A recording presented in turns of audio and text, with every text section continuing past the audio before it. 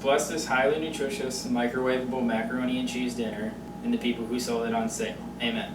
That was a quote from Kevin McAllister, the star of the Home Alone movie. Personally, I love mac and cheese. I've had it my entire life.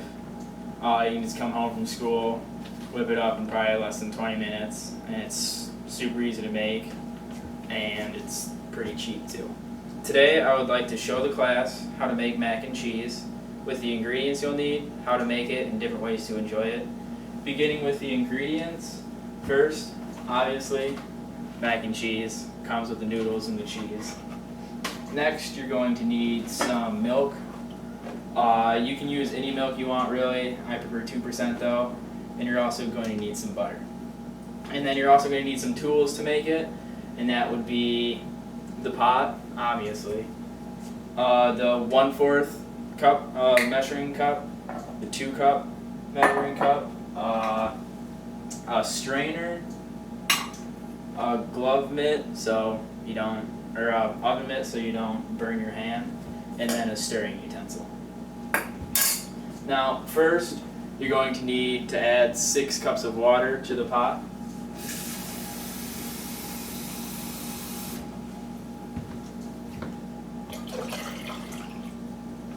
And once you've done that, you're going to want to turn on the stove, and you're going to have to wait for the water to boil. Okay, now that the water is done boiling, you're going to need to add noodles.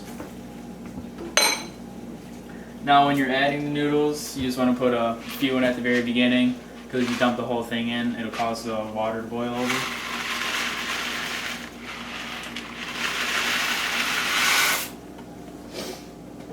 Okay, now you're going to have to stir, and the reason why you're going to need to stir is because the noodles get stuck at the bottom of the pot, and obviously you don't want that.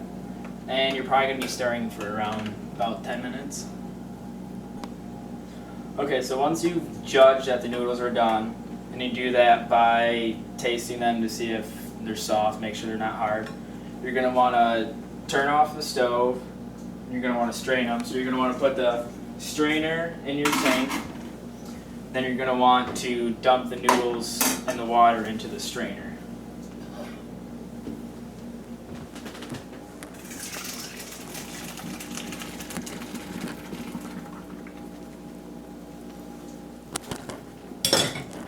Now you're going to need to shake the strainer for a little bit to make sure that all the water's out of it.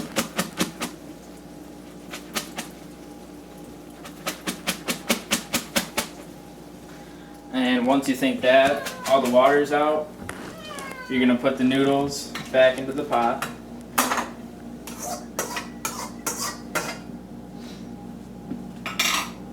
And now you can do this in any order, but this is preferably how I do it, is I add the butter first, because hypothetically if you put the milk in first, it would cool off the noodles and it would take the butter a lot longer to melt.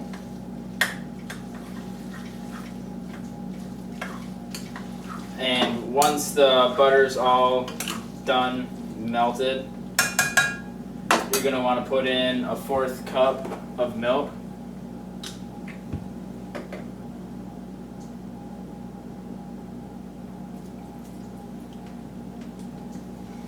Then once you're done with that, you can put in the cheese.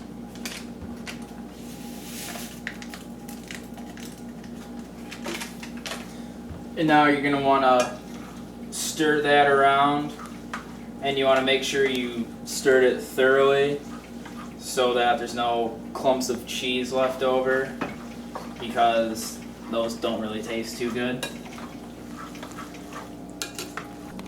And once you've judged everything to be done and everything looks good, then you get to enjoy your macaroni and cheese dinner. Now, there are many different ways to enjoy macaroni and cheese. You can have it plain like this, or you can just add some salt and pepper to it.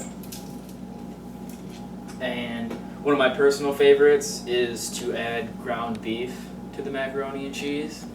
That's always really good. And I went on the internet and I found hundreds of different ways to eat mac and cheese. And one of them was to add breadcrumbs to it, which I heard is really good.